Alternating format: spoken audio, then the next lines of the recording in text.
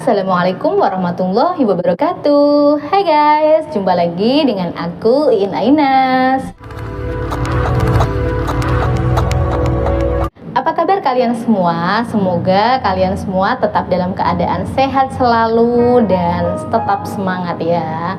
Kali ini aku mau bercerita tentang ospek. Bagi kalian yang sudah pernah merasakan bangku kuliah, pastinya tidak asing dengan istilah ospek ini.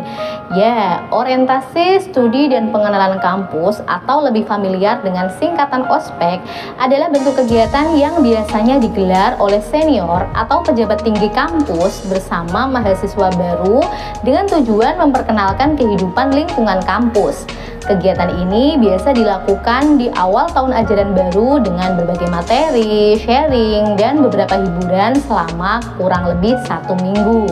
Ospek di Indonesia beberapa tahun belakangan ini menuai banyak kritikan seiring dengan munculnya beberapa kasus kekerasan dan pelecehan berkedok ospek.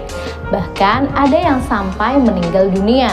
Yang aku baca-baca, ada mahasiswi yang matanya disiram air bawang sampai melepuh, ada juga yang disuruh minum air ludah, ada yang dijemur di lapangan selama 10 jam sampai banyak yang muntah-muntah dan pingsan.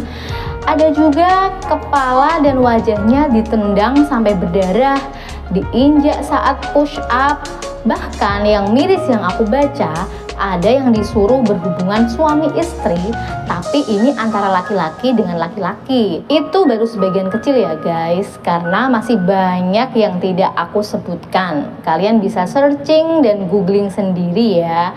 Ada banyak kasus-kasus ospek yang pernah terjadi di Indonesia. Karena berbagai kasus itulah, tak heran banyak juga masyarakat menilai bahwa kegiatan ospek hanya akal-akalan saja dengan tujuan senioritas, membodohi mahasiswa baru, dan hal ini seperti menjadi tradisi turun-temurun sebagai aksi balas dendam karena ketika menjadi mahasiswa baru mereka juga mendapat perlakuan semena-mena. Tak hanya di dalam negeri, beberapa kampus di luar negeri ternyata juga tidak luput dari kasus ospek yang menuai kecaman banyak orang. Dan berikut adalah kasus-kasus ospek terkejam yang pernah terjadi di dunia.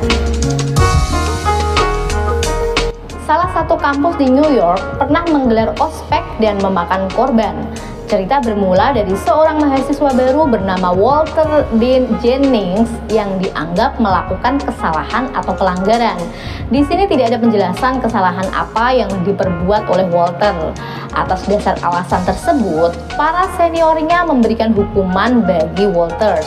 Hukuman tersebut mengharuskan Walter meminum air putih sebanyak-banyaknya hingga mencapai 4 galon air.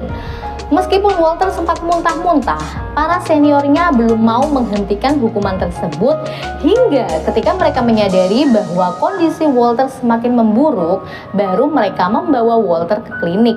Namun sayang, Walter meninggal dunia dalam perjalanan. Kasus ini kemudian diseret ke meja hijau dengan terbukti 21 terdakwa yang 13 diantaranya kemudian dihukum penjara seumur hidup.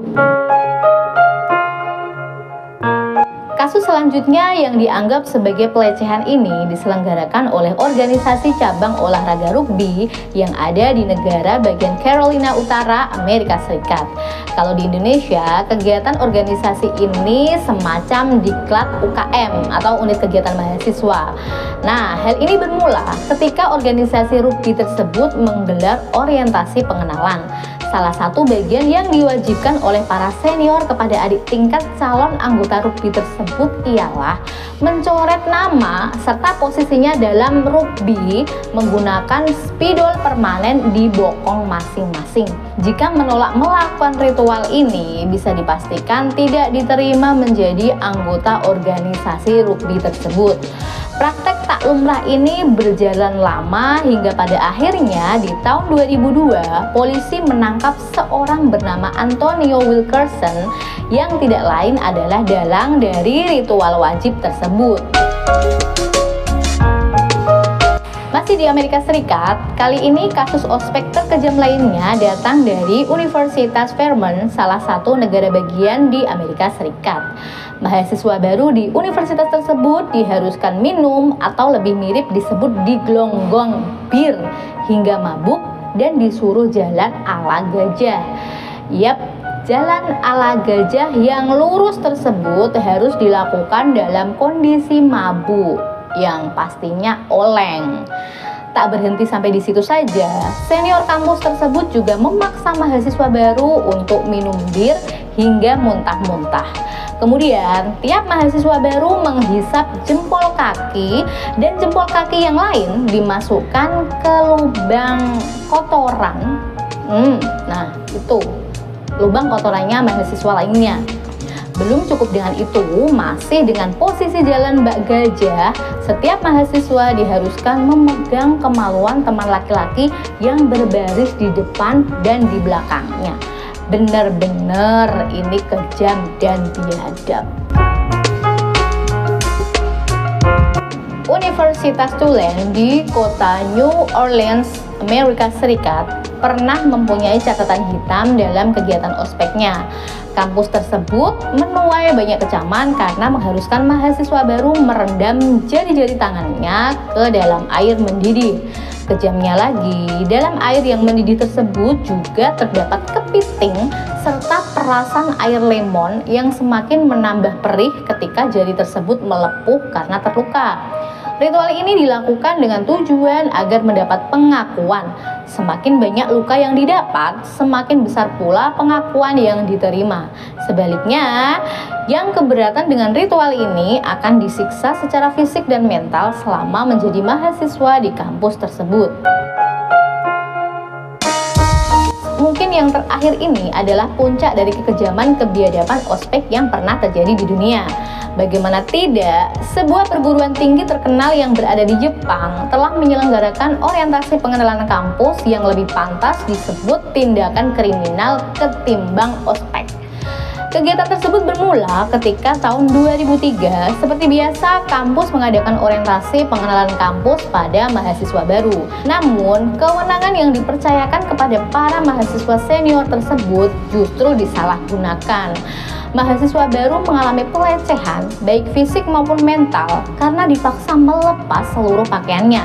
Tak hanya di situ saja, dalam keadaan tanpa busana, mereka disuruh berlarian di tengah lapangan, kemudian digiring ke suatu tempat untuk kemudian dilecehkan, bahkan diperkaos secara massal, dan itu direkam. Kasus ini menyeruak karena rekaman tersebut bocor dan tersebar luas di seluruh wilayah Jepang, hingga pemerintah kemudian turun tangan sendiri menangani kasus yang sangat kejam ini. Oke guys, itu tadi beberapa cerita tentang kasus-kasus ospek yang ada di dunia. Sadis dan kejam semua ya guys. Semoga saja kasus-kasus ospek terkejam yang pernah terjadi tersebut menjadi pelajaran agar tidak terulang lagi dan lebih berhati-hati dalam melakukan segala sesuatu. Alangkah lebih baiknya pengenalan kampus menonjolkan sisi solidaritas daripada senioritas. Stop kekerasan dan bullying. Sampai jumpa di cerita selanjutnya. Bye bye. Wassalamualaikum warahmatullahi wabarakatuh.